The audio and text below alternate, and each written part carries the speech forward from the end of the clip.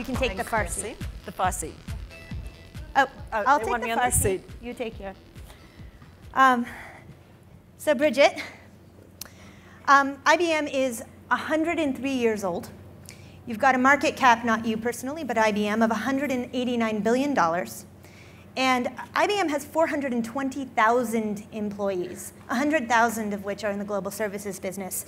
And when it comes to understanding whether or not it's possible for a big company to change radically, IBM is the company that everybody always talks about. I mean, dancing with the elephants. But we're in a unique moment for IBM. The company's hit headwinds, so to speak, 8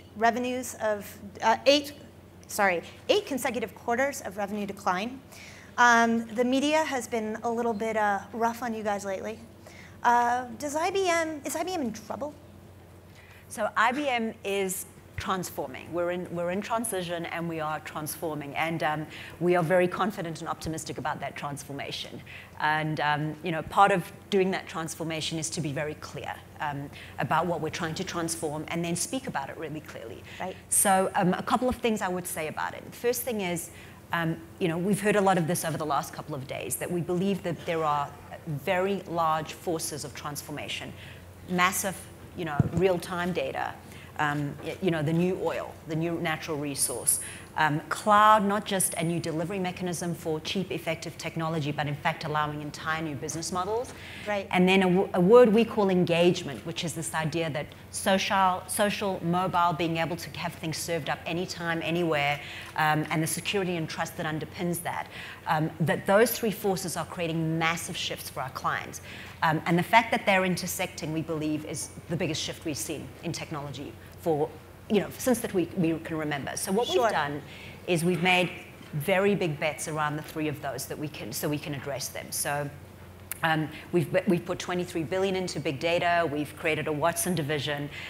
We have driven very hard after cloud, as you know, not just acquiring software, but $1.2 billion in new data centers in countries all over the world, so that we can be a truly global cloud provider for regulated economies. And then finally, our investment engagement is phenomenal. I mean, I bet no one in this audience knows that, in fact, inside my business, Global Business Services, we have the largest digital agency in the world.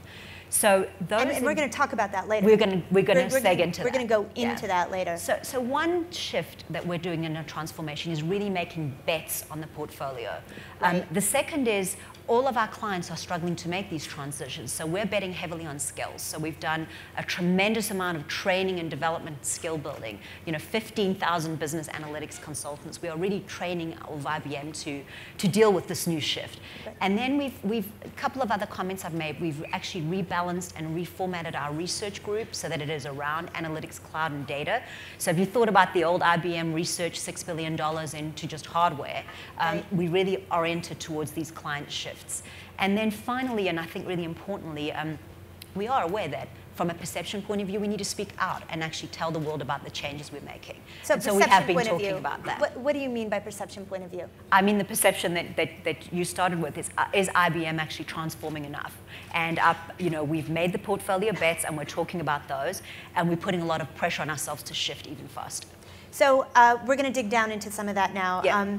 So Watson, you essentially introduced a mainstream audience to artificial intelligence when Watson played Jeopardy years ago. Now it's 2014. IBM is busily commercializing Watson. How is it going? Well, Jessie, I love talking to you about this, because I feel like you're besides the IBMers, you're the person in the world who knows the most about Watson. You've done so much work with it and spent so much time on it, and thank you for that. So Watson is really our view that, in terms of where we're trying to take it to, we're trying to move beyond the thought that Jessie or I would have an intelligent device that could advise and consult and coach to us, which is essentially where we started off with Watson. And we're really trying to move that into the thought that we could have a whole cognitive network of capability in the world around us, which links both individuals and also links, we talked about this earlier in the conference, the Internet of Things. And this cognitive network will actually really increase and enhance the collective intelligence, the capability of the world. We'll be able to do so much more in the world around us. So we've really got two big themes in terms of where we're taking Watson. First is, we believe in order to create this network of cognition and artificial intelligence, we need to create an ecosystem. So we've invested, we've announced a $100 million investment to create a whole ecosystem, a whole open ecosystem for Watson. We've had 2,700 organizations sign up to this, so from VCs to entrepreneurs to academics and universities, think tanks, etc., that want to be part of this Watson platform and ecosystem. So we're very excited about that. The HQ for this is essentially the Manhattan. Tell us a little bit about what you're doing in Manhattan. So we are in Astor Place in Manhattan. What we've done is landed a lot of our IBM interactive experience capability, our design capability, our opening up of our research labs, which I'll talk about in a minute. And we've really made that a hub for all the hot new stuff that we're doing in Watson, as well as hosting a lot of these VCs. And if I were to walk into it right now, what are some of the things I'd see? You would start to see Watson in terms of the Watson advisor showing you how it can answer Q&A. You would see people experimenting, and you would see a whole new way of working that we're doing in IBM called design thinking, which is how we're actually producing and creating beautiful experiences as we build these interaction products, which is the second part, really, of what we're trying to do with Watson, which is Watson has IQ at the moment, very smart, very analytical, but actually very little EQ, very little emotional intelligence. Well, that's kind of how I like my computers. I mean, the EQ piece, what does that really mean? So the EQ piece essentially means that Watson will be able to respond and interact in the style that is more helpful and customized to you. So as an example, we recently acquired a firm called Cognia that allows the interaction and engagement, whether you're getting advised on buying insurance, which is one of the investments we have, or a personalized shopper, to interact in a way that of your personality style. So if you and I are very optimistic, forward-thinking, like to be out there, that shopper will recognize that, and the tone and the words will actually reflect that. And so the thought for us is that when you can tailor to style, to personal style, and get that EQ, things like coaching, like learning, like getting patients to stick to medical protocols, they become stronger and they become better. Right, so for instance, we're experimenting with a little toy. One of the prototypes we have is a toy called Fang with one of our partners.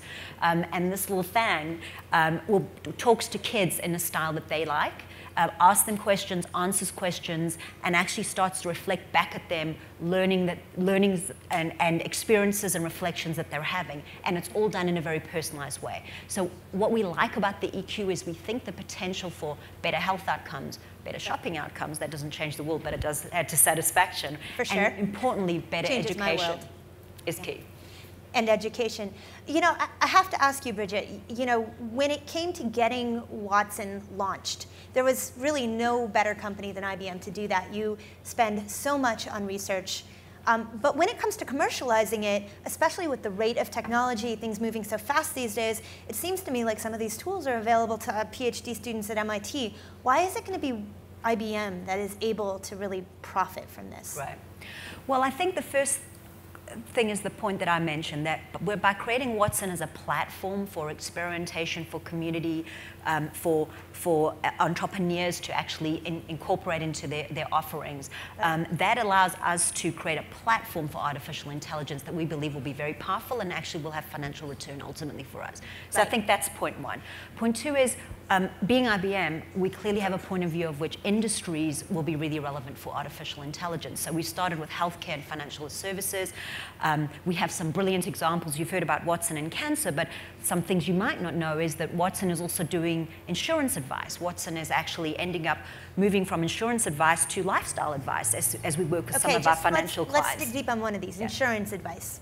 How is Watson useful? So as an example, I might be going through, and I'm going to blind this, but I might be going through a life change event, and I might need to change my insurance, life insurance, and my healthcare insurance. Watson has been helping a set of individuals who are going through life change events figure out what kind of healthcare coverage they need based on the condition they come in on, as well as what kind of life insurance coverage they need. In this work, we have found that actually a lot of these individuals might have questions about education, where to live, what to do next in this next period of their life. And we've started to get Watson working on some very rudimentary at this stage, but some questions like how I might live, where I might move my family, what might be a right education for me if I want to do this in the next phase of my life. Right. And so moving from selling an advice on the insurance product to an advisory relationship, and we have some wonderful, wonderful interactions where these individuals thank Watson as if she's a counselor to them. And so the industry application of artificial intelligence versus just artificial intelligence in its own right, I think would be a second thing. And then third thing, I know you want to talk about Africa, but we really are trying to take Watson around the world. So for instance, we've launched a 10-year program in Africa called Project Lucy, where we're going to be using Watson to help provide a cognitive capability to tackle disease. So again, 25% of the world's disease burden is in sub-Saharan Africa, 25%. 22% of cervical cancer cases in the world are in sub-Saharan Africa. We're bringing Watson into Africa to really transcend and to leapfrog other approaches to disease management together with our clients. And of course, that has great social value. Does it have economic value? The one in Africa for us for the moment does not have economic value in the short term. It really has social value, but the economic value for us really is two things in the long term. Number one is the platforming and positioning of Watson in a global ecosystem, because make no mistake, the healthcare system in the US is actually very interested in the healthcare system in Africa, right? And then secondly, for us to really make investments in the communities that we want to be in for the long term. And for us, Africa is the next long-term horizon. 7 out of 10 of the largest, highest proportion growth countries in the world are in Africa, so we want to be there. Right. So Bridget, essentially a quarter of the 420,000 employees at IBM fall under your management. It's the consultancy arm. How does consultancy jive with what we're talking about with the artificial intelligence? What is the role for consultants when it comes to Watson? Right. So if I could take a step back, because I think Watson's a piece of it, but I want to just talk about how Watson's will be served up, we believe, and analytics will be served up. So what we are seeing in many, many of our clients is this incredible desire to redo organization processes inside the corporation and redo client interaction on the basis that there's suddenly all this wonderful data, both owned by the client itself and out there in the social networks, that can be used to tailor, to personalize, to engage. Number one. Right. Second, analytics can embed almost any process you can think about in a business. So in fact, there's this powerful way to help individual users do their jobs better, right? So we don't think anymore about the CFO and the controllers doing analytics. We think about the doctor at the patient's bed having all the data at his or her hands and being able to have that engagement, right? Third thing is, information is available anywhere, anytime because of mobile, right? And because of the beautiful design that mobile apps have brought into the world, people's expectation for delightful experiences, the bar is raised very high. And in fact, we would say that your last best experience anywhere sets the bar for your next best experience everywhere, industry regarded. So all of these things are making our clients worry about a couple of things. Innovating at warp speed, right? It's a buzzword, but it's no longer about disruptive innovations happening once in a while. It's being able to disruptively innovate all the time. And it's about how do I serve up this capability on these new business models and integrate my old world, my transactional data, my legacy data with this new social data, because I need both if I'm an organization. And that's what we're doing with consulting. So essentially what we've done is we've started off building the world's largest analytics practice, but what we realized is that analytics was becoming the basis of business model, organization processes, and business design and strategy. So we put strategy and analytics together. We then realized beautiful design was absolutely essential to this, and because it was occurring so quickly. So we created IBM Interactive Experience, which is, as I've said, the world's largest digital agency, but it sits in our strategy practice. And what this all means for our clients is we can move them from strategy or business model to design to experimentation at warp speed, and you don't have that traditional gap that people would think about. You can move much, much quicker. The other thing in our consulting practice, which is really great, is we've exposed IBM's research. So everybody hears about IBM research, they think it's great. It was very hard to scale it beyond singular projects. We've partnered up research with consultants so they can do experiments like what we're talking about. And we that's do that fairly new for IBM, right? I mean, Yeah. to work that closely between the research group and Yeah. the folks who are serving your market Yeah. is new. And so the essence of a Watson project, to your point, is exactly what I was saying. The client gets a sort of, that's a whole new way of doing a business model. I could have an advisory insurance seller. Okay, I got to go test it. And Right. I've got to design and make it wonderful to work with, otherwise no one's going to want to use it. And oh, by the way, I've got to link front and back office together. So, Bridget, you have a really interesting personal history. Unlike a lot of IBM executives I've interviewed who started their career there in their early 20s, you did not begin as a technology executive. Why don't you tell us a little bit about how you got your start? Yes, so I did not begin as a technology executive at all. I began my career as a psychologist. I did a business degree, but I qualified as a psychologist, and I wanted to change the world, which I guess is why IBM is such an appealing organization for me, because I think we have a very cool mission on that. And I wanted to change the world of work. So I worked for about 7 years in research and then realized... And you weren't in the United States? I was in the United States. I was living in South Africa, which is why our Africa investment's very, very personal for me. Yeah. I realized changing the world of work was not so easy through research. So I decided, I guess, like all of us do, well, the next way to change the world of work is through consulting. So I became a strategy consultant at Deloitte, moved to the US, and then ended up running what was called CRM in those days, customer relationship management, and running the financial services industry when I came to IBM. So it's a fantastic period for me, what we're going through now with this Watson, this social, this mobile, because I think the world is really moving towards this sort of humanization of technology, and technology really delighting people, enriching their lives, versus technology just for productivity and automation. And I think it's a fantastic fusion of sort of human arts and technology arts. And I think that's the way this field will be. It'll also mean lots of changes for leadership, in my view. Well, so now that we've talked about the humanization, I want to get to the toys. We're going to move to the audience for questions in 1 minute. But before we do, you've brought us some show and tell today. I did. So IBM recently announced a $3 billion investment in chips. And if you're sitting way back in the back of the room, you're going to need to squint because Bridget has brought us something to look at. Tell us what you have. So I'm going to hold this still. I hope it can be seen. She says I should, yeah. And then I'm going to let Jessie hang on to it. So let me just, as I'm handing it to Jessie, this thing that looks like a little Godiva chocolate next to your bed at night in the hotel. This is, we have announced $3 billion in investing in chips beyond silicon, because everything I've said about big data and the exponential data we're going to be using in the world around us mean that silicon won't be able to do it anymore in terms of size and power. So what Jessie's holding here is actually a chip made out of graphene. Graphene is 1 atom thick, so the coating on this is 1 atom thick. And this chip, if we were to put it in your mobile phone, I mean, this would, I'm sure you're all going to want to buy one now. No, Jessie did when I told you. This would run your phone for a week. You wouldn't need a new battery, right? And nobody would need to plug their phone in, no battery for a week, right. And it would essentially make the processing speed much faster. So graphene is a substance that we've been experimenting with to use for chips beyond silicon. We've also been looking at other technologies such as quantum devices, which can do much, much more parallel processing. Protonics, which actually use pulses of light rather than copper. So in fact, the speed of the chips are 10 times as fast. And then really interesting in terms of going back to Watson, a thing called synaptic computing, where we are working with carbon-based substances in order to try and model synapses, like a neural network in your brain.